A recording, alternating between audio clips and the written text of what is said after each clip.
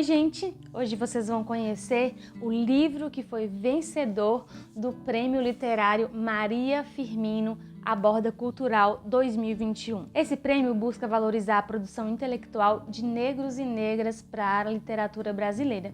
Então, se você apoia a literatura nacional, já deixa o like neste vídeo, curte aí. Isso ajuda bastante a gente. E se você gostou do livro O Avesso da Pele, eu tenho certeza que você vai gostar das Cinzas da Senzala, O Levante. Por incrível que pareça, este livro foi escrito pela mãe de um amigo meu, o João. A autora, Adriana Santana, é professora de história, dramaturga e ativista na educação antirracista. Eu gostei da descrição que tem aqui na orelha do livro sobre ela, que diz assim: uma mulher de utopias e de esperanças. Que lindo, né? Eu tive o prazer esse ano de conhecê-la, eu fiquei tão encantada. Sabe aquelas pessoas assim que transpiram cultura?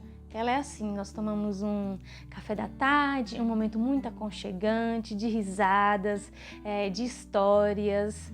E eu conheci o João no ano passado, o livro já existia, já havia ganhado o prêmio e quando ele soube que eu gostava de ler, ele falou, minha mãe escreve. Eu fiquei assim... Então ele me presenteou e, claro, veio com dedicatória da autora Ellen. A luta por todas as liberdades vem de longe. Com carinho, Adriana Santana. Ai, meu coração.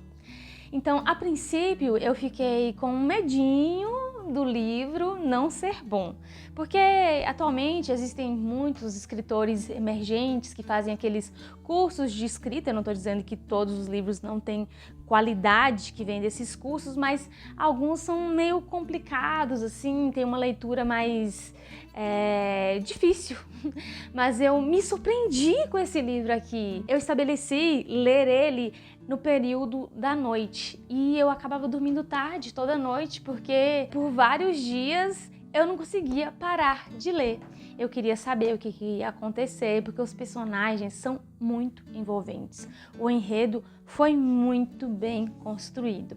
E essa história se passa no período de escravidão do Brasil, mais precisamente no século XVII, no interior do Nordeste açucareiro. E a autora conta o dia a dia de um engenho que consistia em uma grande propriedade produtora de açúcar. As pessoas trazidas, ou melhor, compradas de vários países do continente africano eram a mão de obra forçada. E como uma estrutura, o engenho tinha um dono.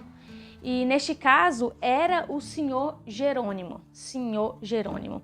Ele vivia com a sua esposa, filho e nora. Eles viviam na casa grande e a senzala era o local onde os escravizados dormiam, amontoados no chão em condições assim completamente insalubres.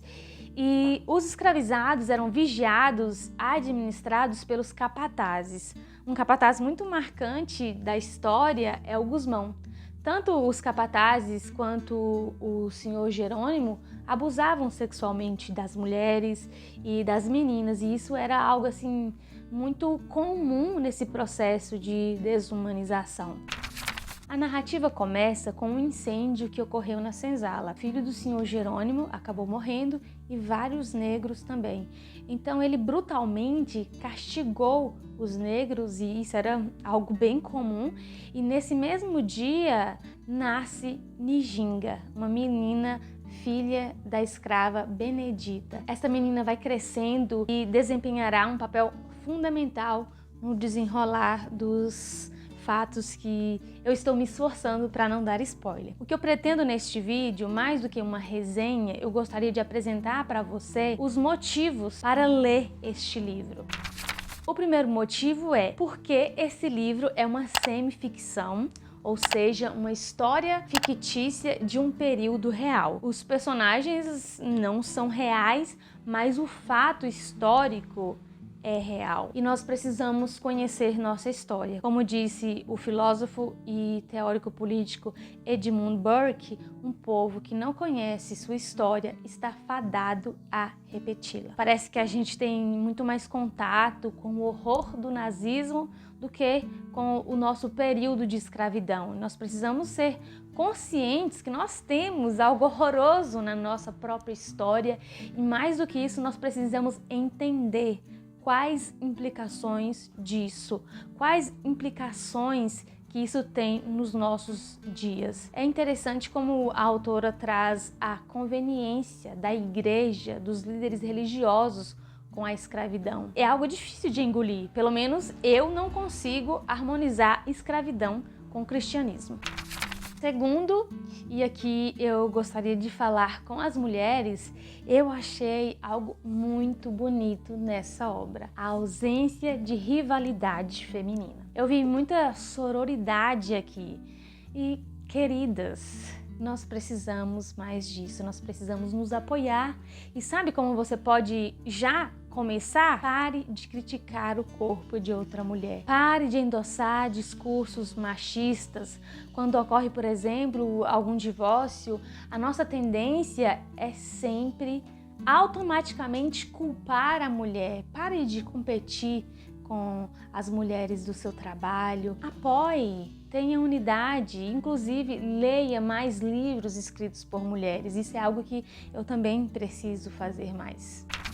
Terceiro motivo, este é um livro para despertarmos sobre um processo que muitas vezes, inconscientemente, nós praticamos, que é a desumanização. Desumanizar uma pessoa é olhar para ela como se ela fosse inferior, como se o rótulo que você coloca nela justifica nós tratarmos essa pessoa como menos digna do que você. E eu gostaria de falar aqui especialmente com os cristãos, ou seja, com aquelas pessoas que têm o propósito de imitar a Jesus. Tem uma frase que Jesus disse que é muito marcante: façam aos outros o que gostaria que os outros fizessem com você. Vivendo na pele do outro, como você gostaria de ser tratado? Se você fosse negro, como você gostaria de ser tratado? Se você fosse uma mulher, você gostaria que o seu corpo fosse considerado objeto de satisfação de homens, que fosse algo considerado como público? Você gostaria de receber olhares inconvenientes, indevidos? Você gostaria de ouvir sobre merecer ou não ser violentada? Como você gostaria de ser tratado se você fosse pobre, se você fosse homossexual, se você fosse uma pessoa que não teve oportunidade de estudar, se você fosse um patrão, um empregado? Como você gostaria de ser tratado? A forma que nós gostaríamos de ser tratados deve ser a forma que nós tratamos as outras pessoas. Se nós imitássemos a Jesus, o Brasil seria um país muito melhor, já que, segundo as estatísticas, a população do nosso país é composta por 70% de cristãos. Será que os problemas que nós reclamamos em nossa sociedade são causados pelos 30% não cristãos? Quarto, esse é um livro delicioso de ler. Eu me envolvi afetivamente com os personagens, amei Nijinga, Maninha, Voliça, gente. Todo mundo já conheceu ou teve uma Voliça na vida. A linguagem que a autora usa é completamente envolvente, ela consegue dar vida aos personagens.